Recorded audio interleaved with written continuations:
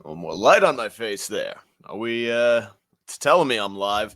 I am going to check the audio real quick because I haven't done this in a couple weeks because I took off for the holidays. One second here, folks. Give me a moment. I know there's some new followers to the YouTube page who are probably like, what the fuck is this? Sacktap Live, baby. Let me just check. I am going to check the audio real quick. It sounds good. Let me close this shit and get this bitch on the road. As you can see, there is a big, whopping, juicy set of titties next to my head, and of course that means we are getting ready to kick off another Sacktap Live, the first one of the new year. But before we do that, I used the big tits to remind you to subscribe to the page, the Facebook page, facebook.com/the Savage Crew, and the YouTube page, Mike Montone, are where I do the live streaming. So if you're listening to the audio version of this and you're like, what tits is this guy talking about? Well, you can see those tits if you check out the videos, the live stream videos, Friday nights at 8 p.m. I try to do it live. Sometimes I do a pre-record. Tonight we're live. And check out the other social pages. I'm on Instagram at Gary_Moyler, Moyler, and Twitter at Mike Montone. And then if you need the audio version of the podcast, I'm trying to get people to do the YouTube page. I want to be a YouTuber. I want to be a YouTube sensation, like one of those, what are they? What fucking generation is it now that's gonna eventually just fucking find a way to kill everyone over the age of 35? Fucking Gen Y, Z? Is it Z? I don't fucking know.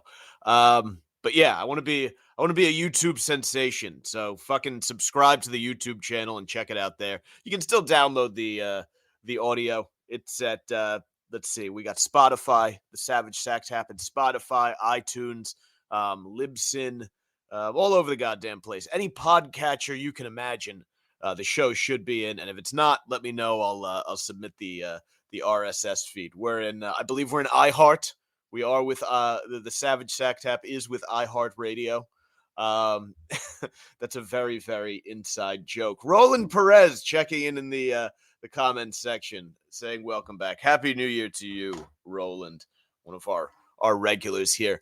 But yeah, that is the reason we have the big tits, is so that while I sit there and go through that fucking annoying subscribe, like, and share, ring the bell bullshit that everybody does on social media, you can just gaze at a beautiful, luscious pair of melons and tune. If you've heard the spiel before, you can just fucking tune it out and gaze at a nice big fat set of tits. I think that's a pretty solid deal, and we bring them back at the end of the show. So you tell your friends, if you're out there, if you like big juicy tits, you come check out Sacktap Live, and we do it at the top and bottom of every show. And now, without any further ado, let's get that show started, because the days of sparkling Christmas trees, cookies, and holiday feasts are long gone.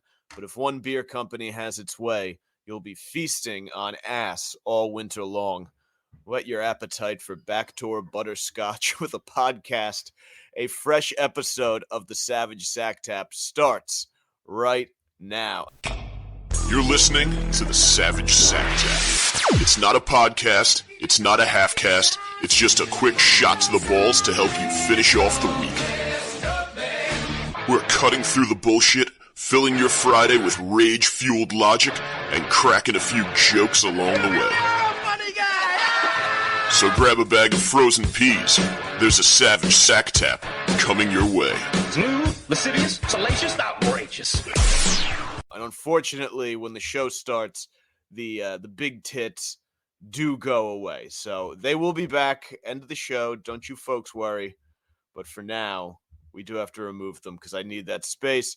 We're going to be checking out some videos and what have you and whatnot, and a whole lot more. Happy New Year, motherfuckers. I am Mike Montone. This is the Savage Sacktap. I saw Thomas Hager checking in the comments section there.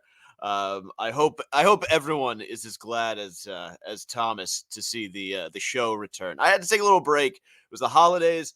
I had a new nephew we had to welcome. I had to watch the Cowboys I had to eat. I ate and fucking drank like a fucking pig. I was disgusted and bloated by the end. As much as I love it, and we'll get to this in a little bit, as much as I love indulging, especially in good food, it really throws off the way that you shit and sleep. And I don't like that. I took a deep 2 hour nap before it. It was fucking amazing. But yeah, happy New Year, everybody. Special shout out, Andrew Cuomo, baby. What a start to 2022 for Andrew Cuomo. Charges dropped by the prosecution. He had gotten accused of groping young women in his office, a man in a position of power, laying his hands upon, I believe, I don't know, the bosom or the thigh or the buttocks of these nubile young staffers. But the prosecution said that they did not have enough evidence to move forward with the case. So Andrew Cuomo can continue to crush pussy in the new year. His ex-wife is apparently, I think she's bedded down with like some slender looking like young Euro boy or some shit. He looked a little foreign. The post, they had it on page 6. If you ever need to look deep into it, I'm not that interested in that element of the situation. I like to focus on the positive when it comes to the Cuomos, because the Cuomos needed a win. It was a rough December for my paisans, the Cuomos. As you remember, there was Chris got accused of all sorts of shenanigans, from a little bit of tomfoolery himself to helping his brother cover things up, and then I think one of his old staffers got caught in some sort of really weird pedo sting where he was talking to mothers online about deflowering their daughters, and just an absolute mess. So the Cuomos needed a big win, all right? Because let me tell you something.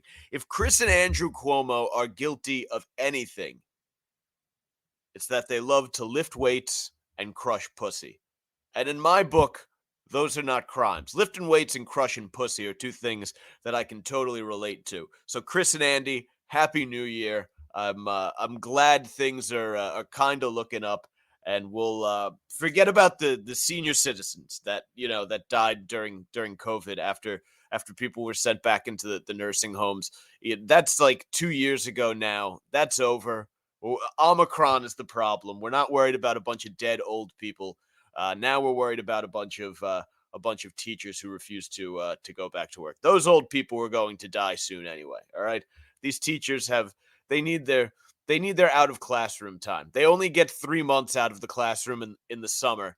They need to stay home and fucking teach via Zoom now. It's too cold to go outside. Fucking teachers. We're gonna get to a teacher. There's a great fucking teacher story at the coming up at the end of the show. I am very, very excited. But yeah, I wanted to start off with just a little happy New Year to the Cuomo brothers. I would love to spend Christmas with the Cuomos. If you don't know, the Italians, it's called the Feast of the Seven Fishes. We don't eat meat on Christmas Eve. We eat fish. And it's a very big thing. If you know an Italian, they're eating fucking fish on Christmas Eve. I would love to be there to watch. I bet Chris Cuomo swipes his plate after a nice big dish of bacala and then runs it right under his brother's nose and fucking laughs. Hey, bro, smell my fingers. They are definitely those two. I love it. I fucking love the Cuomos. Do not say a bad word about the fucking Cuomos. I do wonder, though, because Chris doesn't seem like the CNN type. Like, he really doesn't. Like, Chris seems like he is made for fucking Fox News. Like, a guy who's lifting weights in his office and loves, him and his brother love to crush pussy. That's a Fox News guy. That's not a fucking CNN guy. I really do wonder what Chris thinks of CNN's New Year's Eve celebration, because I love this fucking thing. It is one of the best TV viewing events of the year. They take every kind of slutty looking woman and every homosexual working for CNN. They just put a camera in front of, and they get them shit-faced and tell them to have fun ringing in the new year. It is pure fucking entertainment. Let me see. I have the Andy Cohen was just fucking tremendous.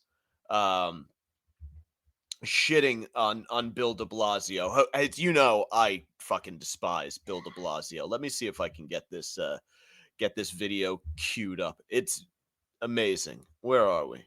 Yes, I want to share the audio, you little cocksucker. DDD. Oh yeah.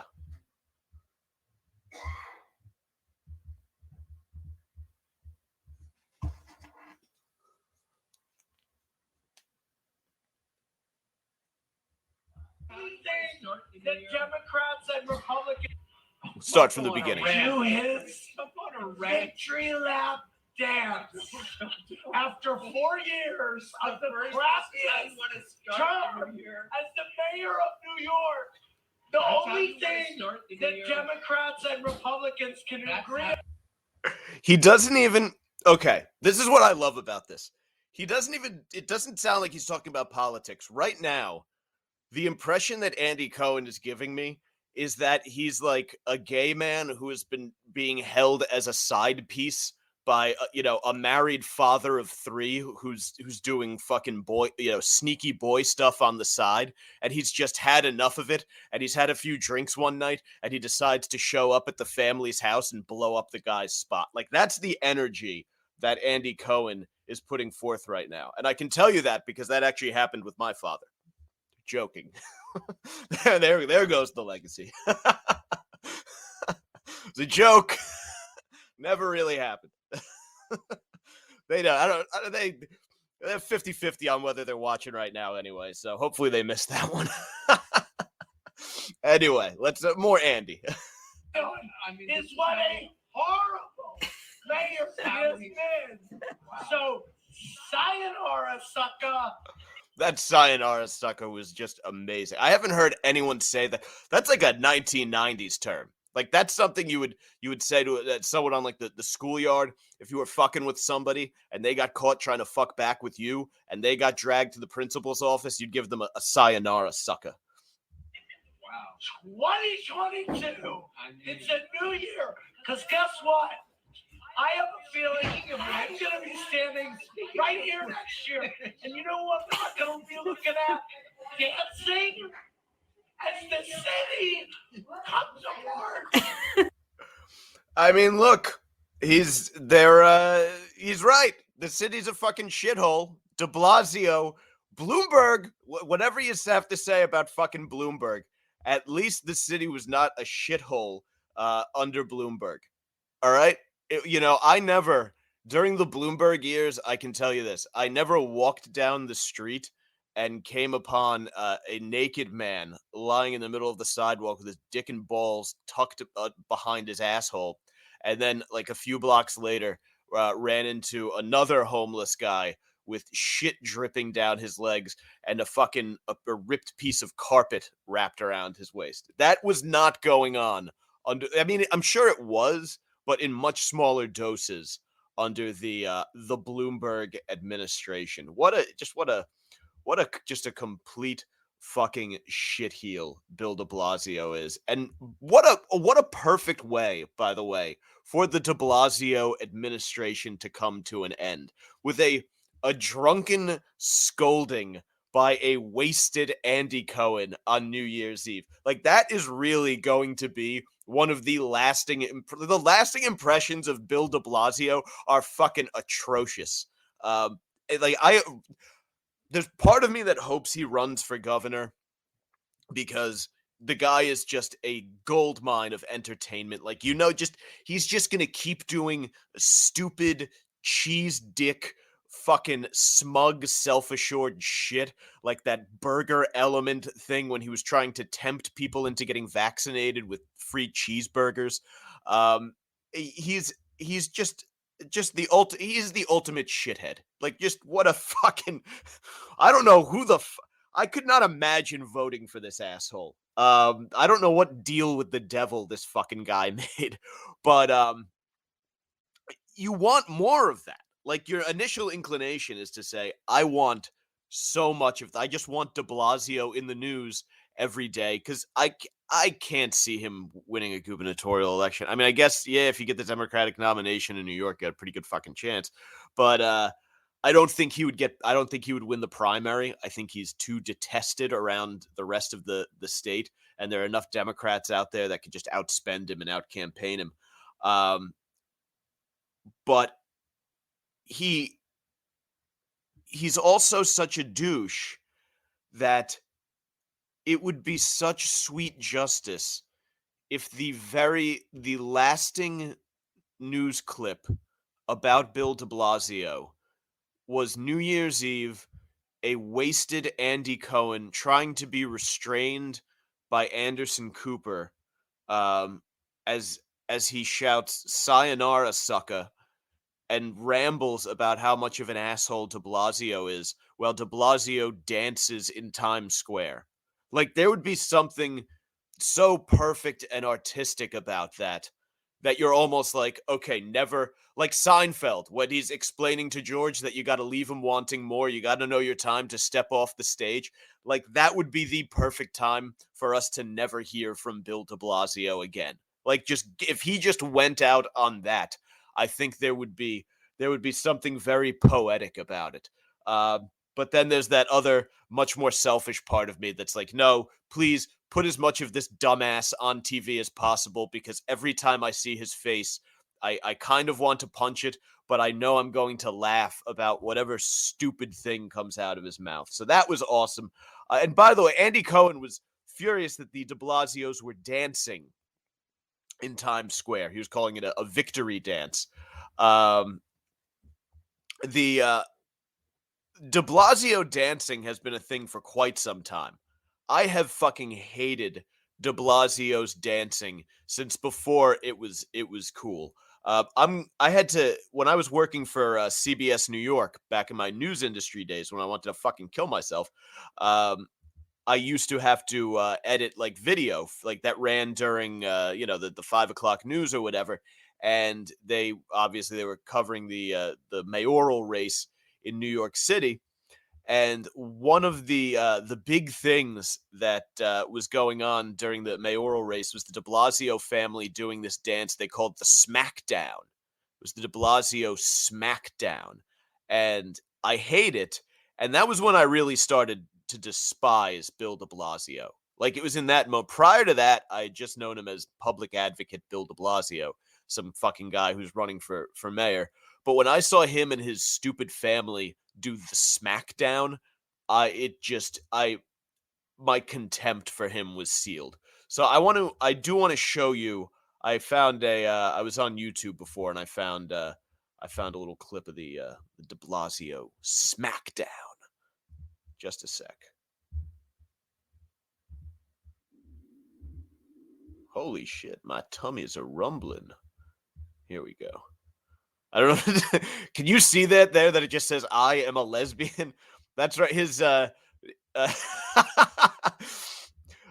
those who don't know, de Blas's wife is I don't know if she's like a lesbian or she's bisexual or whatever the fuck. But here we go. Here's the de Blasio Smackdown. The family even has a group dance nicknamed. Oh, do I hate that. They wave their hands around their heads, like kind of like they're. What was that old song? Take your shirt off, wave it like a helicopter. Was that fucking? What was that? Bubba Sparks? Maybe was it Bubba Sparks? I don't fucking remember. I vaguely remember that. But they just like a bunch of fucking assholes waving, like they're circling their hands around, and then they smack the ground. That's the Smackdown. The Smackdown. The Smackdown. Oh, his daughter Chiara. There's a great picture. Her fucking mugshot actually looks exactly like my friend Cheyenne Marte. It's very, if you look at Chiara de Blasio's mugshot, I guess she got arrested during one of the riots or something. I actually did think that it was Cheyenne Marte who had been been arrested because he's a lib cuck as well. But yeah, they do this every time they get on stage as a family. They do this stupid fucking dance. I love that these idiots are all wearing red too. It's just funny because it's kind of weird that red is both the communist color and the Republican color. So they like where they like I don't know how that works actually. That doesn't make an ounce of fucking sense. These politics people gotta get their fucking colors straight. Maybe they're Bloods. Maybe that's it. Because he did let all of them out of fucking Rikers Island. He doesn't. If you're in the Bloods and you commit a violent crime now, you don't get held on bail. You just get sent home. They tell your mom, don't let him out of the house. Don't let him go down to the bodega. And they do that. They listen and they stay home and they're never rearrested. So maybe that's it. Maybe by having these red placards and red T-shirts on the stage, de Blasio is signaling to the Bloods that if he gets elected, everything's going to be okay. But I think they do the smackdown again one more time here. Then the entire de Blasio family, including son Dante and daughter... Oh! Who is this fucking guy in the checkered shirt? He is way, way too into it. If he better be the fucking family choreographer. I don't want to know that this guy has any responsibility other than dance moves. I don't want to find out that he's like a publicist or a campaign aide or anything other than some sort of paid dancer who hangs out with the family. He is so into the smackdown. Kiara did a weird gymnastics. Oh, I guess is part of it they lick their hand before they smack down? Let's see that. From the top. From I Am a Lesbian. The family Okay, even here we has a go. group- Oh, yeah. How did I miss that? So they go around, then they lick their hand, and then they smack down. dance nicknamed Boom. the Smackdown. That's how you do it. The Smackdown. Then the entire de Let's see Blasio it. family, including Watch the son guy in the Dante plaid. and daughter Kiara, did a weird gymnastic move that brought huge tears. Oh, and the hop at the end. Oh, my fucking God. Have you ever wished more for a political figure to be assassinated in front of a crowd? And I'm not advocating for this, by the way. I should point out that I am not advocating for violent crime here. But I feel like this has nothing to do with politics. But if a Wilkes Booth type was going to strike, like, why did Lincoln have to get it? Like, he saved the Union. He freed the slaves. Good guy. This shithead destroyed the fucking city and did this stupid fucking dance. If anyone deserved to be shot with a derringer, I'm not going to complete the thought, so they can't accuse me of anything. No, I am not. I want to go on the record. I am not inciting violence against anyone. I'm just making fun of the way this douchebag dances. Do not do anything sinister and blame it on this podcaster. What a fucking asshole. We'll finish. Watch them do the little From celebration. the crowd. It's enough to make a comedian. Oh my God. That was terrible. I mean, that really, really was fucking awful.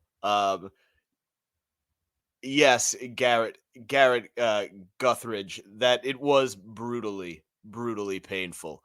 Absolutely terrible. I used to have to sit through that fucking nonsense whenever I was cutting video, and I just developed like this complete contempt for De Blas. Yeah, so that was fun. There was also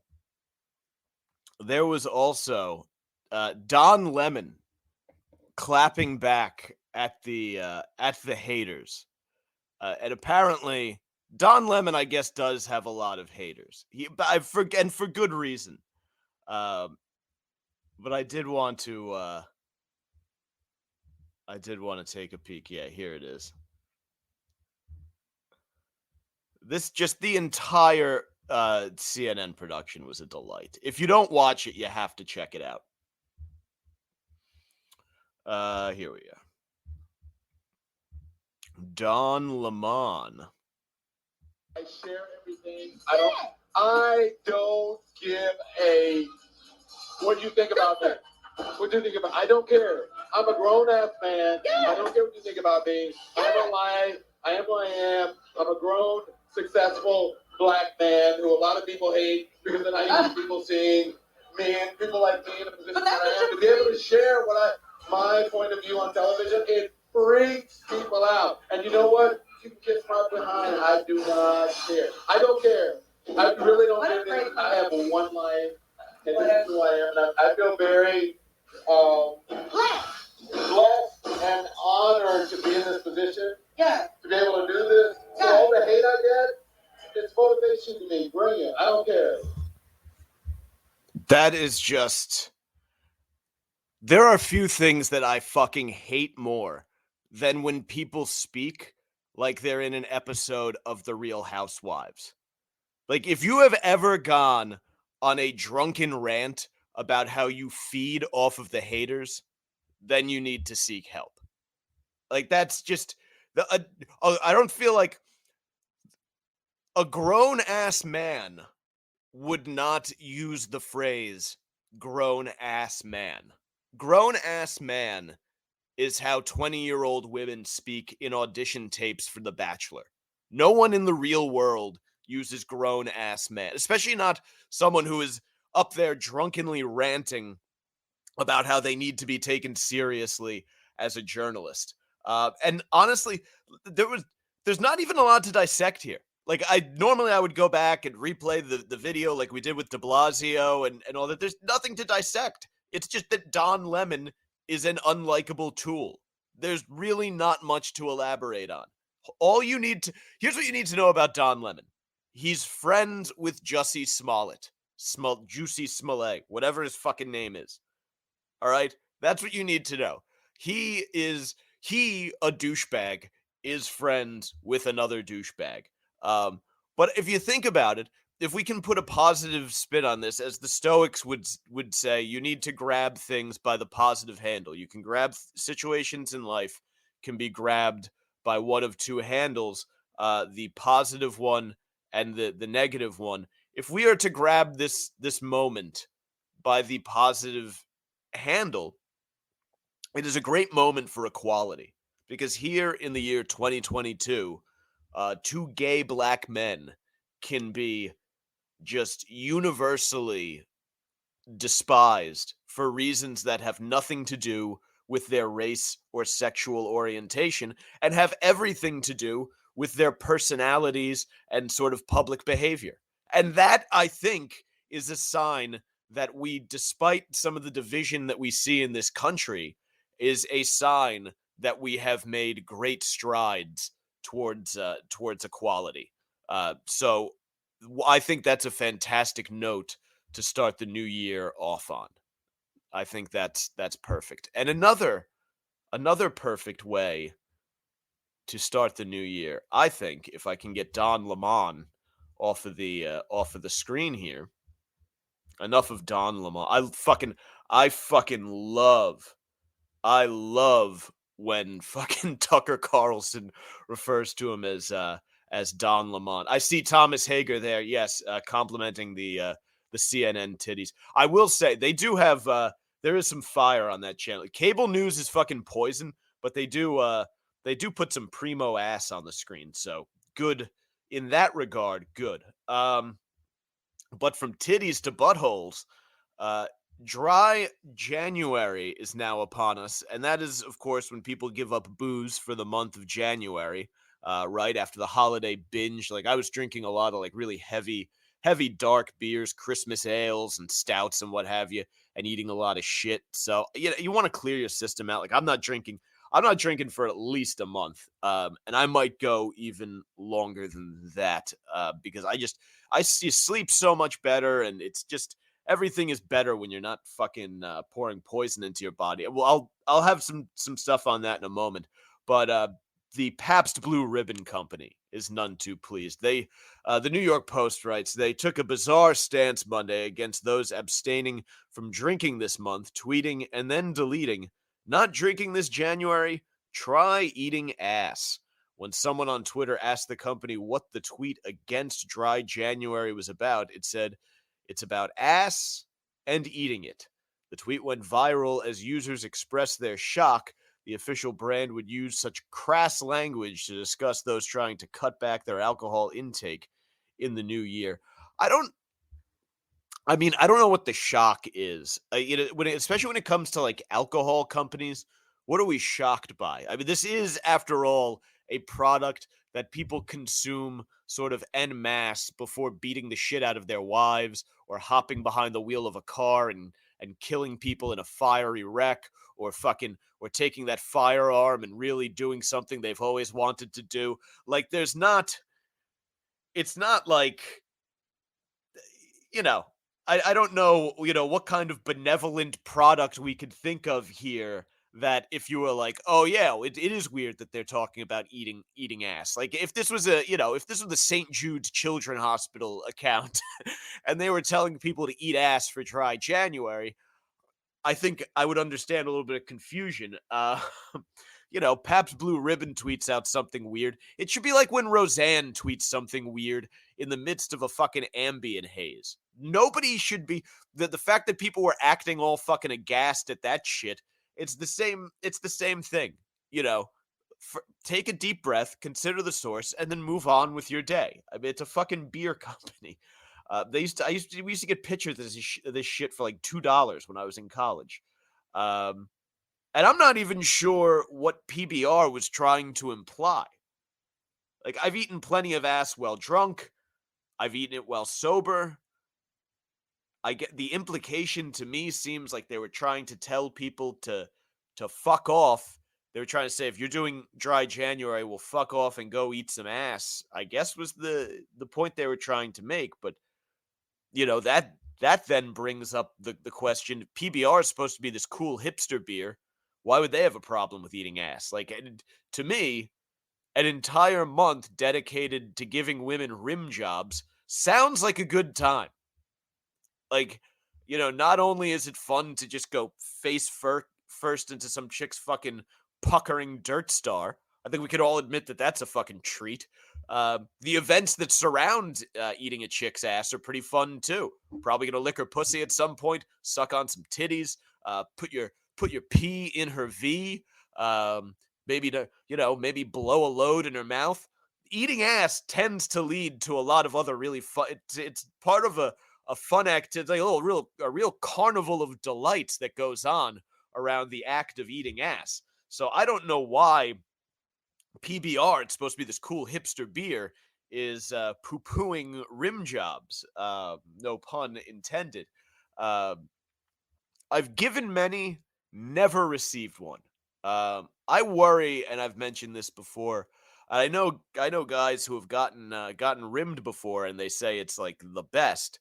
I worry that I have two major worries when it comes to receiving a rim job. One is that, like, I don't have a super hairy ass, but I have, like, a hairy dude ass. Like, I do, I got fucking ass hair, and I'm not an ass shaver because I've attempted that before.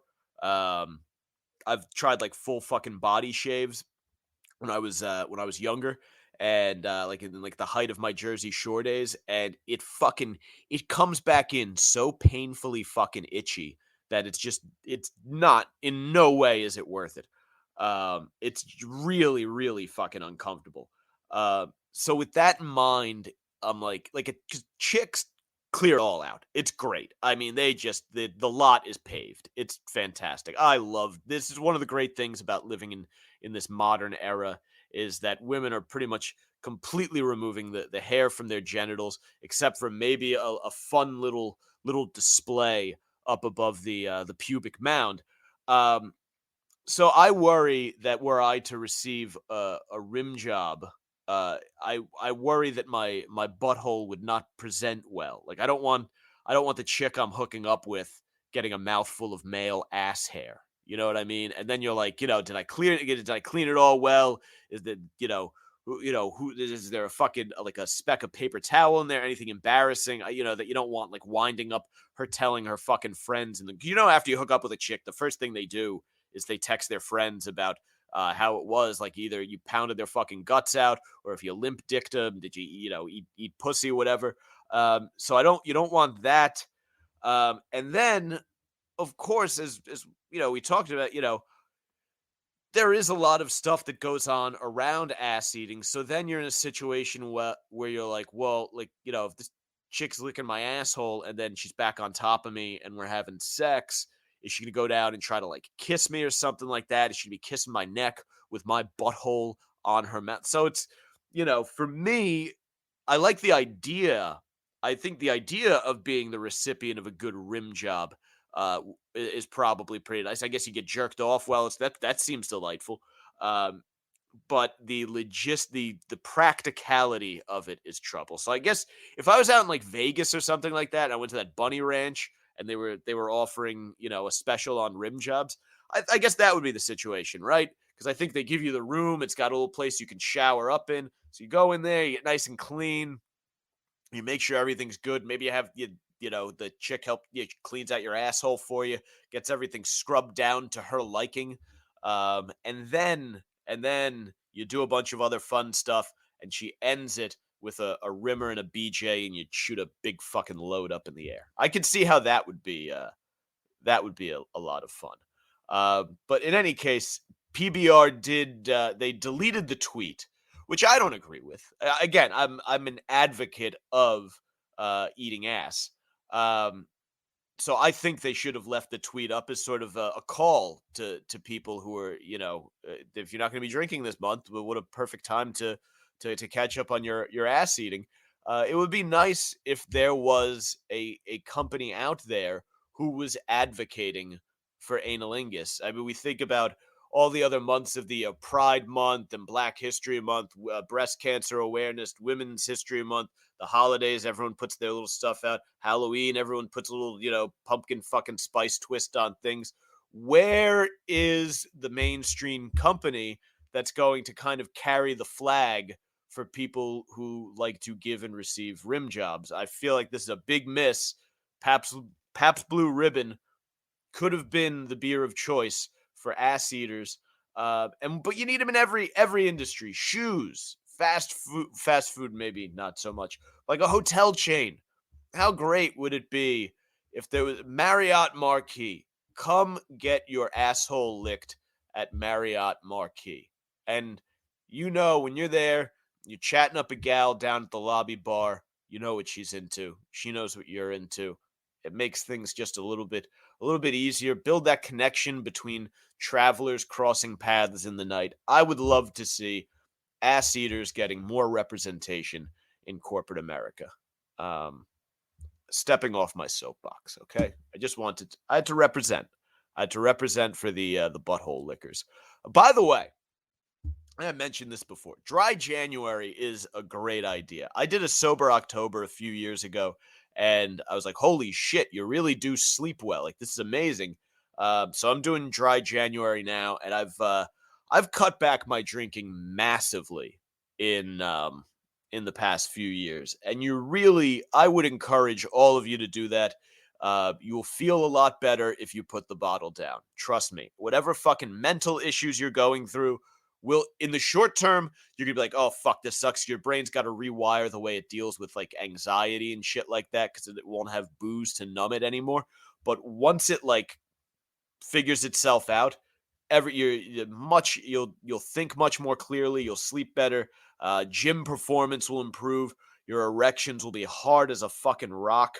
And especially if you're taking a Blue Chew on top of it and you're not drinking a lot, you're drinking a lot of water, getting that volume up. Woo! Oh, you will be packing a fucking punch, homeboy. Your skin will look great. Everything gets better if you drink a little bit less or not at all. And honestly, look, I am not against partying. I think partying is a fucking blast. And if hoes want to get drunk and throw their asses around on a dance floor at the Jersey Shore on a Saturday afternoon, I'm not going. It is not my intention to get in the way of people having that kind of fun. I love that kind of fun. I just don't want a hangover or cirrhosis of the liver that comes with the liquor that gets consumed in those situations. So I have personally uh, kind of made the switch to I love like just take an edible gummy. If you go to a fucking club or whatever, take an edible and then drink. They have these fucking drinks now. They're great. They're like, I don't know how you would classify them. They're almost like nootropics, but they're slightly caffeinated, and they just have a bunch of kind of like shit that lifts you up, like tyrosine and whatever. Like I take before work, I take this shit called oh fuck. Power Drive. Yeah, Power Drive fucking rules. I love that. If you took some Power Drive and an edible and went to a club, you'd have a fucking blast and no hangover. Um, what else is good? There's this shit. Kin Euphorics is awesome. They make one that like kind of picks you up if you're going out, and one that you can have if you want to like wind things down and go to sleep. And then there's this shit called Bon Buzz that's also pretty sweet. It's like caffeine and 5-HTP and a bunch of other stuff that just it makes you feel really good. And it gives you that like social energy so you can get out there and talk to people. Biotest makes brain candy. I like you take any of this shit, and instead of getting the kind of like depressing effects of alcohol, you'll get like a really peppy, happy, talkative, socially engaged, and present mood. And I really like it a lot better than slinging back drinks. Like I've kind of like moved my drinking to, if I'm watching like a big football game or something like that, I like to have a beer. Or if I'm going to like a nice dinner, if there's a beverage that pairs well, if I'm at an Italian restaurant, of a nice bottle of red, do of rosé instead. But the point is, the less booze you're consuming, the better your body's gonna feel, and the better life will be in general. But this is not so much preaching about not drinking as I just wanted to. I know this is the kind of time of year when people make like lifestyle changes and whatnot, and I am qualified to kind of like help guide you on this shit. Like I'm a fucking trainer. I'm certified in a bunch of stuff, and I really do like I teach some group fitness classes. I enjoy helping people get into better shape and make their lives healthier.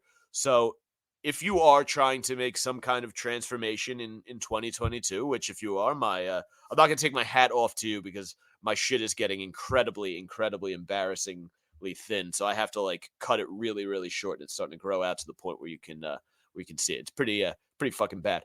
I'll probably be going Rogan style it's sooner than later. Either a Rogan shave, or more than likely it'll actually be like a Jocko Willink, like a high and tight, like military style. Probably sometime over the winter, probably rock something like that. Um, but yeah, skip the booze and make water, coffee, tea, and this is going to sound. There's this shit out there people don't know about called bone broth, which is fucking awesome. And it sounds like I'm talking about piss.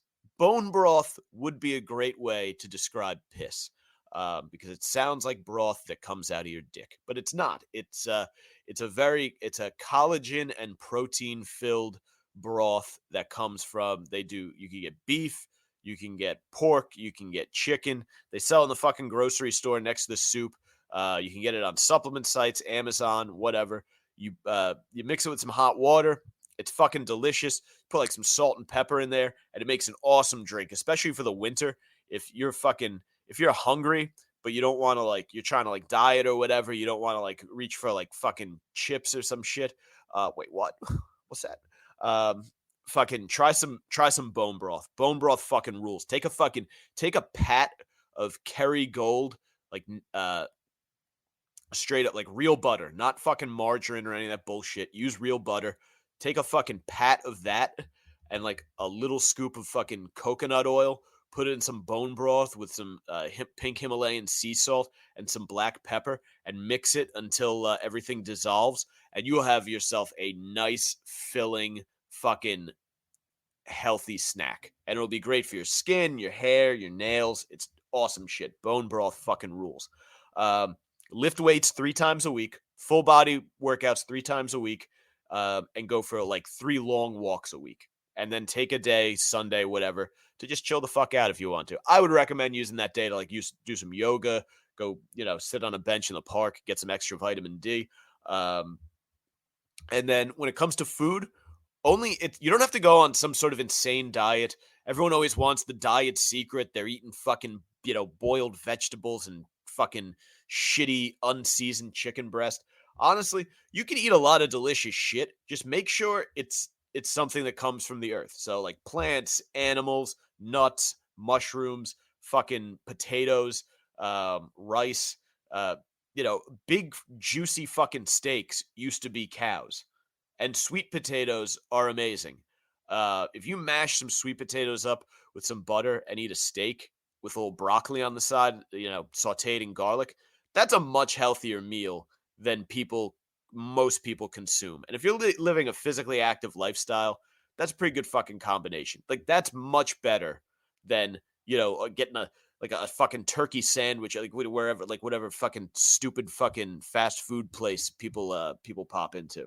Like, do that. Like that, and that's so much better than going on some sort of weird starvation diet where you're just you're eating like grapefruit and black coffee or whatever, like weird juice cleanses people do. Just do that shit. Just eat good natural food. If it comes from the earth and you have to prepare it and cook it, it should be food that you have to actually prepare and cook, like not something that comes out of a box or whatever. Stick to the perimeter of the grocery store. And if you do, like, honestly, I give it, obviously I plug the social media information here at the top and bottom of every show.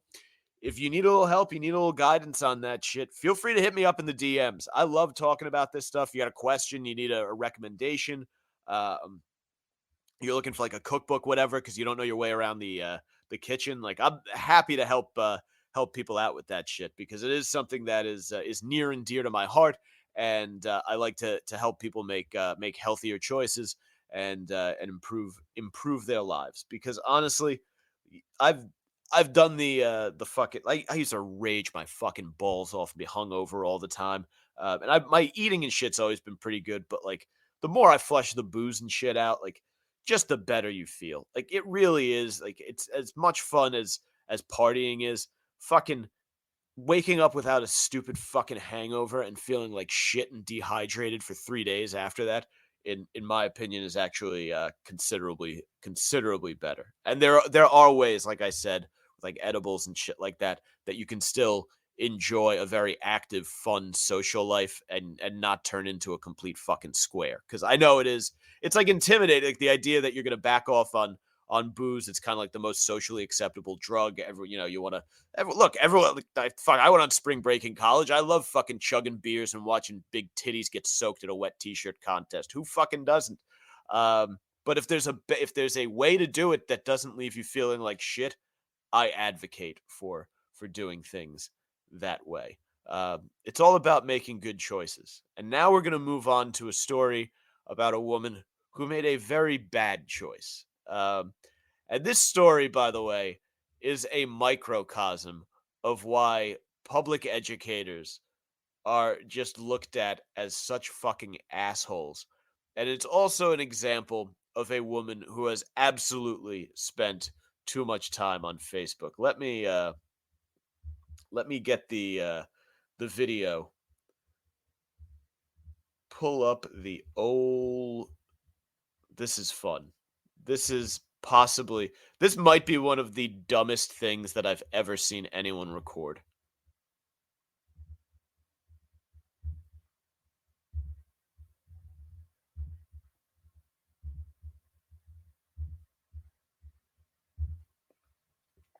Long Island woman arrested for allegedly injecting a minor with the COVID-19 vaccine without the consent of his parents. Yes.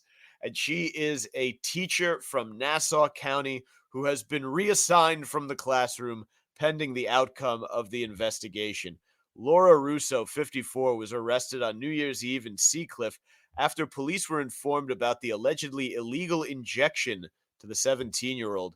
She appears to be a science teacher with the Herrick's Public Schools in New Hyde Park. District officials say the allegations are not related to school and did not occur on school property. No, they appear to be in her dining room. Authorities allege Russo had a vial of an approved COVID-19 vaccine in her home, though they didn't say where she got it. According to officials, her son had a friend over, and the friend asked for the vaccine because his mother allegedly didn't want to have him inoculated against COVID at this point. This is just amazing. When I was fucking 17, we were going out and trying to get things like liquor illegally so we could get fucking wasted in the park.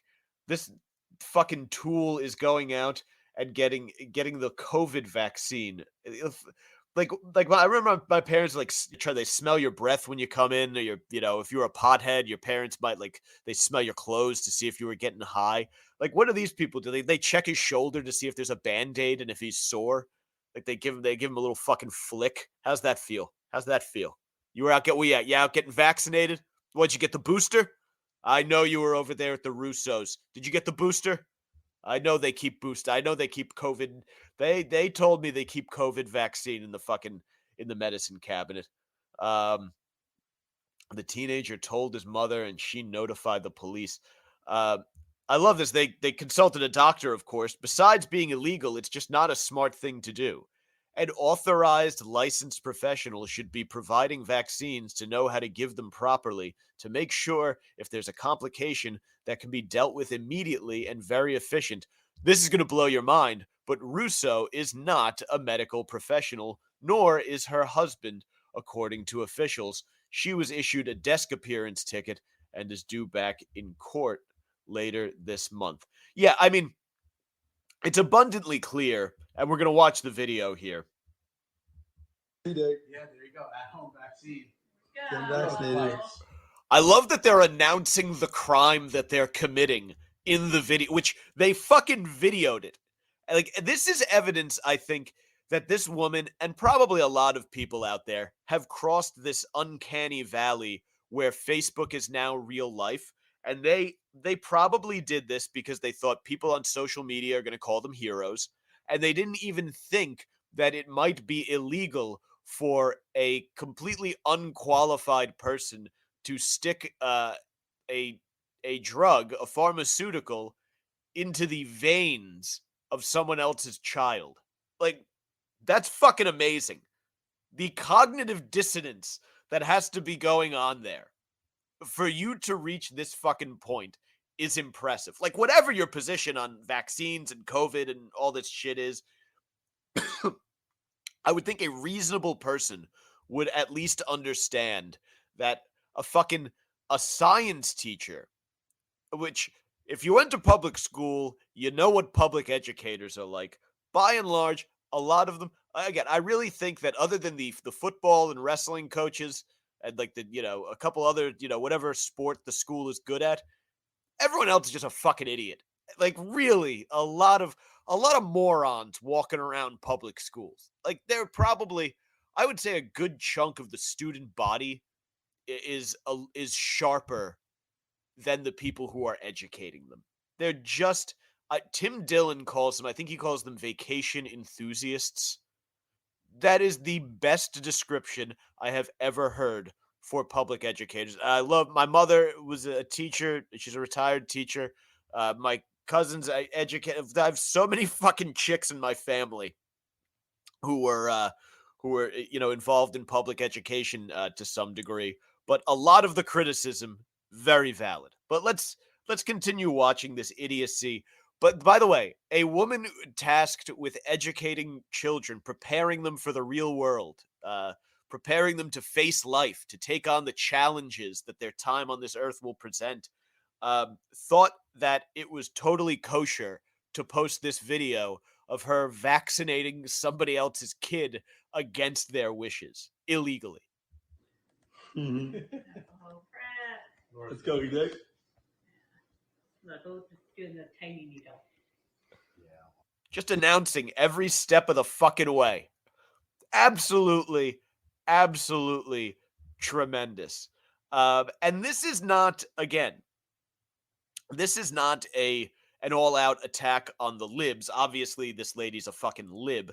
The people who dress in body armor and they join those fucking groups where they call themselves whatever, the Freedom Defenders or the fucking, Blue Cross, Blue Shield or whatever little like fucking militia shows up to do battle with Antifa or, dressing like a buffalo to overrun the Capitol.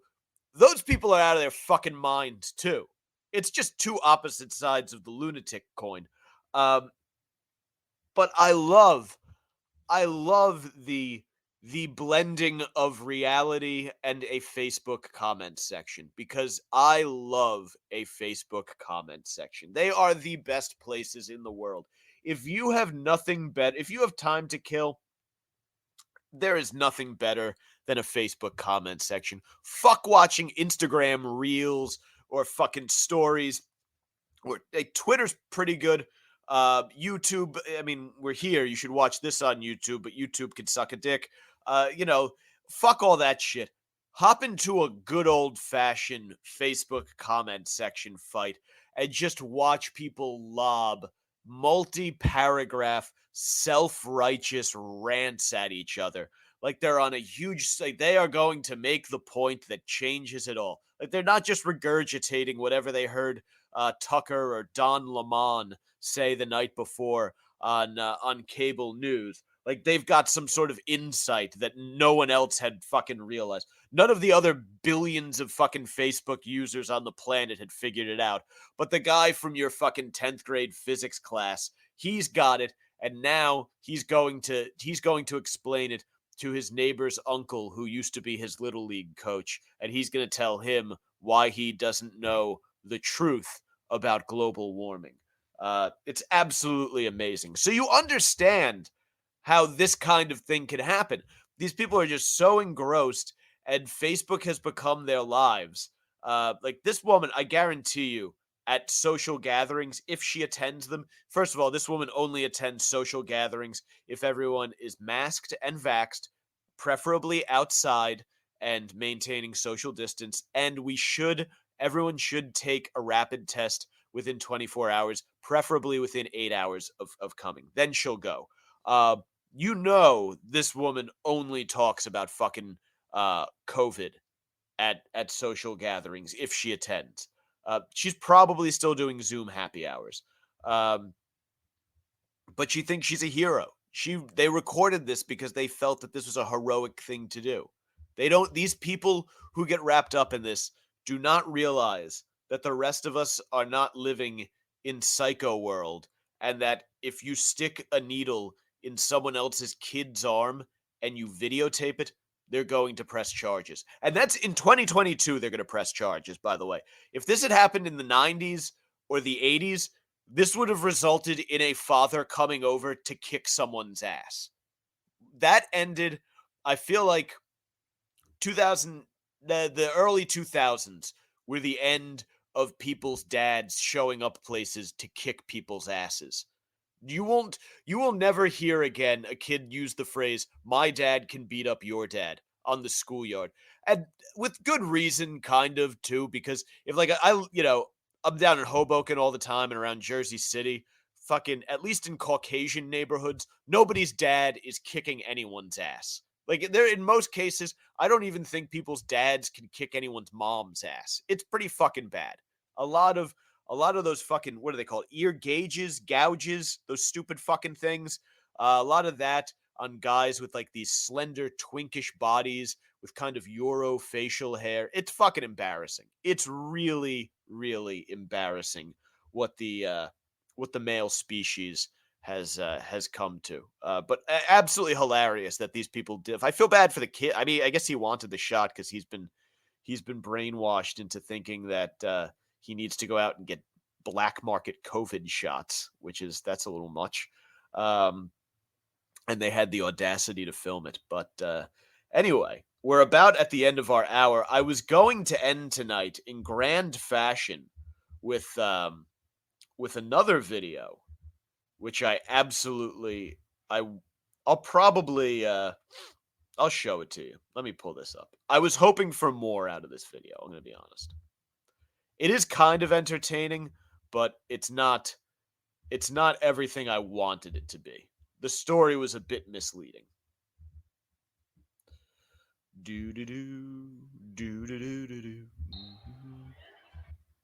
So this is like, I guess it's a high school basketball game. Politician tries pantsing ref at Tennessee high school basketball game. Tennessee State Rep Jeremy Faison, House GOP chair, tried to fight and de-pants a high school basketball referee. So when I saw that, when I saw that there was an attempted pantsing, I got very excited because as a child of the 90s, there are a few things I love more than a fucking pantsing. Pantsing was one of the funniest things you could do to someone. You see somebody get pantsed at school, and it made your fucking day. We used to have a move, and it was very hard to pull off, but you had to get someone outside of this worked best in middle school because of the way our locker rooms were positioned, and because it was the kind of baggy shorts era. By the time I got to high school, the super baggy shorts were kind of going away. But I was in middle school, and it was really in the saggy, baggy basketball shorts era. So if a guy was standing outside of the locker room, someone would go behind him and get on all fours to schoolboy him. Someone would come up, yank his shorts down, push him over the guy behind him so they'd schoolboy him, and then his pants are down.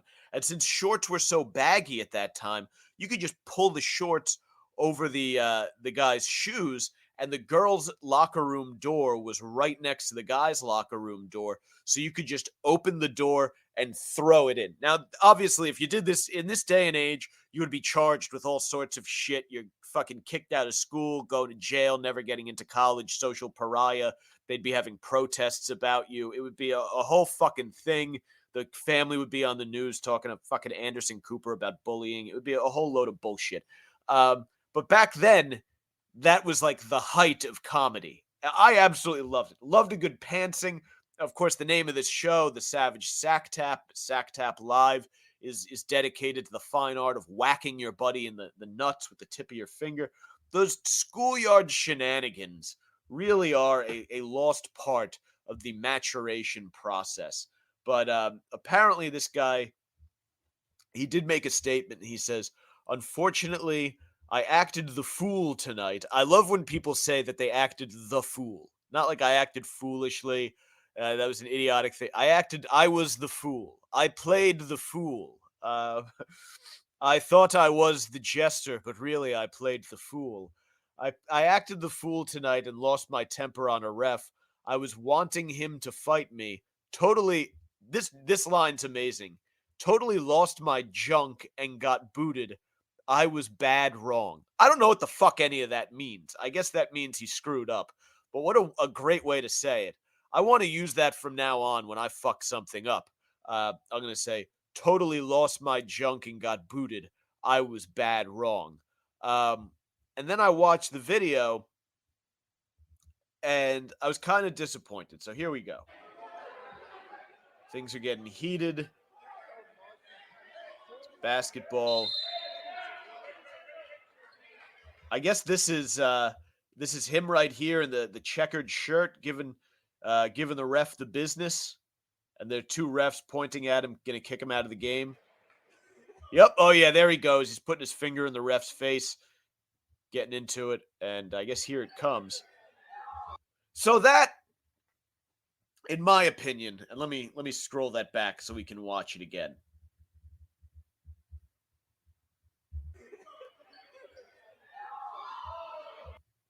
That was really oversold as an act of pantsing.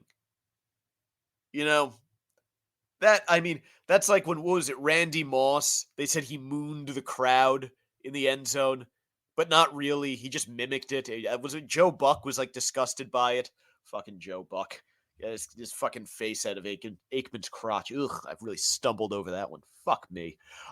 In any case, moving on.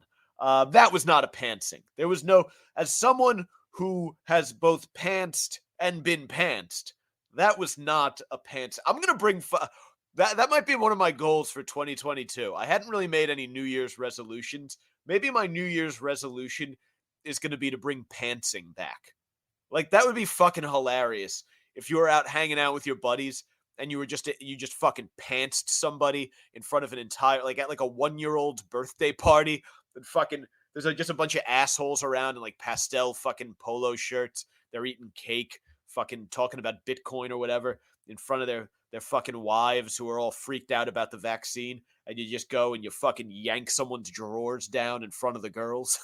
Fucking not the girls like the kid girls. I mean, like, you know, the ladies, the wives, the oversensitive ones who won't find it funny. The kids will find it hilarious. Kids, because kids, their sense of humor haven't been polluted yet by fucking cranky, crotchety adults who don't like a good pantsing. But I think pantsing is fucking hilarious. If you're anti-pantsing, you should not be watching this show. But yeah, I just wanted to show you a little of that. Then he storms off. The refs are pointing. These guys are portly to be refereeing a high school basketball game. I don't know how the fuck these guys are running up and down the court with teenagers all night. Probably hard to pants these guys. Probably you can't get the pants down around their waists. Anyway, good old fashioned pantsing. Yes, John Douglas.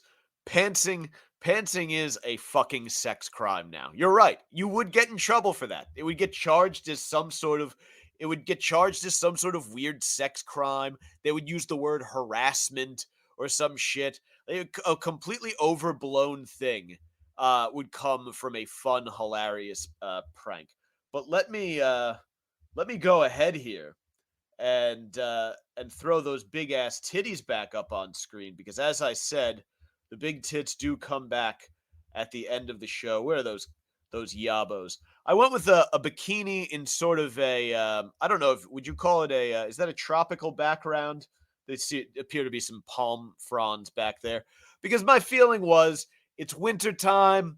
You know, the days are shorter, they're darker, seasonal affective disorder, and what have you.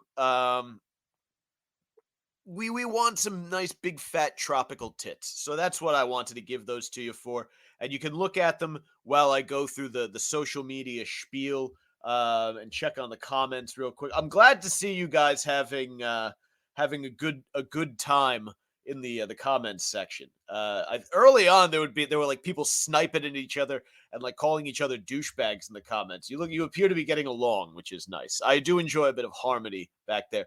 Joseph Tobji says we should bring back snap pants because he makes a great point. Those fucking button side warm-ups, the tearaways that people used to wear because they wanted to be like NBA players, were huge for pantsing. And you had to be very smart. If you were going to wear those, you had to wear them with a pair of basketball shorts or something underneath, because those were very easy to get. And not only would they get torn away, a pantsing, if you don't get schoolboyed in combination with a pantsing, all you have to do is pick up your shorts, you put them back on. If you were wearing tearaways and you got tearaway pantsed, your buddy was running down the hallway with those things. And now you're in a situation where in the you remember this would have been the 90s, the early 2000s, when boxer shorts were en vogue. Not boxer briefs, which kind of they hold the package and make you look nice and plump and athletic, but regular boxer shorts, you'd have to chase after them with your boxers, and they had that slit in the front for your dong to come out when you're taking a piss. So you would be at risk of your wiener popping out in the school hallway while you pursued your friend who had your pants. Treacherous times. Oh, Joseph, I'm glad I got the name right. But yeah, treacherous times to be a teenager. And Good fun, however, if you were the pantser. That was the only way to survive back then. It's like being out on the street, you know? You can either be a hard target, you can be hard to kill, or you can be a victim. Always better to not be a victim. Always better to, keep your head on a swivel. You got to be looking for your buddy to whack in the nuts. We had friends who were big Zippo guys. They would carry Zippos with them and they would try to light a shirt on fire. Yeah, you always had to be looking for your advantage. My big move was turning people's backpacks inside out. I would steal them like in the cafeteria from like under the table or something, or I'd get someone to pass it to me, or someone like sitting behind them in class, pass it down a couple rows. I would turn a backpack inside out, re-zip the books inside, and then we would either pass it to someone sitting by the window and they would toss it out the window, or we would put it back under the victim's chair. And then they'd look at it, and this one guy would do it to all the time. He would freak out, and he would think that we had stolen the straps off of his backpack. Like even time after time, it did not sink in that the backpack was just inside out. And he would stand up, even if class was still in session, if the teacher was teaching. He was a big motherfucker too. And he would turn around and be like, "Who took my fucking backpack straps?" It was great. Fucking teenage shenanigans were the best. Yeah, everything's a fucking crime now. But look, the point is the big tits are on screen to remind you to tell your friends to check out the live stream on Facebook.com/The Savage Crew and on YouTube, Mike Montone. Subscribe, like, share, all that bullshit. Instagram at Gary_Moyler, Moyler, and Twitter at Mike Montone as well. Oh, yes, Joseph. Yes. Flipping their combo locks backwards as well. Nasty shit. Taping locks. I was a big lock taper. You take a roll of tape and you just wrap someone's fucking lock in that shit, and they'd have to go to the art room and get an X-Acto knife to cut it open. There were idiots who would try to untape it, and that's not going to happen. You guys just got to cut through it. I knew people who'd glue locks. Yeah, savage. These were savage days to be a public school student. But yeah, check out the live stream. Check out the podcast. The Savage Sacktap, is everywhere where you can find podcasts: Spotify, iTunes, Libsyn, all over the fucking place. If it's not in your podcatcher of choice, like I said, DM me, tell me. I'll throw the RSS feed in there. It'll take me 2 seconds. Thank you guys for tuning in and spending the evening with me. I really, really appreciate that you guys are hanging around and having fun in the comments section. It's so much more fun to do these live with a little audience here, and I will see you folks next week. Adios, motherfuckers.